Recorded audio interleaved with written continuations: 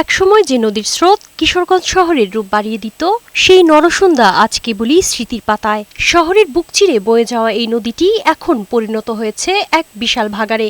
স্বচ্ছ পানির বদলে এখানে এখন বর্জ্য আর দুর্গন্ধের রাজত্ব।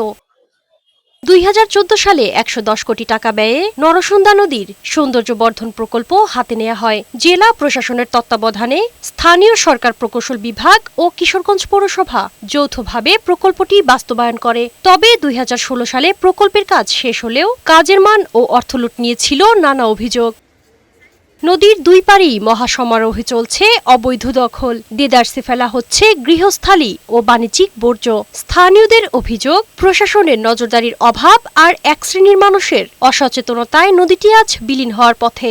ময়লা আবর্জনার গন্ধে যাওয়া যায় না।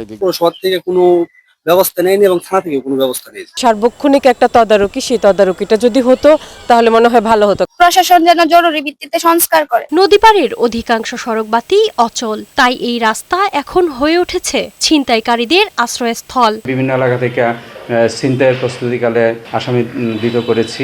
আমাদের টহল জোরদার করেছি চুরি, ছিনতাই, মাদক প্রতিরোধে। এ বিষয়ে স্থানীয় সরকার বিভাগের কর্মকর্তা প্রথমে ক্যামেরার সামনে কথা বলতে না চাইলেও পরবর্তীতে তিনি বলেন, এলজিডির পক্ষ থেকে এই প্রকল্প বুঝিয়ে দেওয়া হয়নি। এলজিডি তাদের প্রকল্পটা আমাদেরকে এখন পর্যন্ত বুঝিয়েও দেয়নি।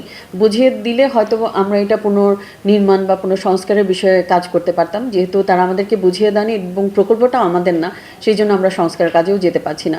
শহরের প্রাণ নরসুন্দাকে বাঁচাতে দ্রুত পদক্ষেপ নিবে সরকার, এমনটাই প্রত্যাশা স্থানীয়দের। শারমিন রিমি, বৈশাখী সংবাদ।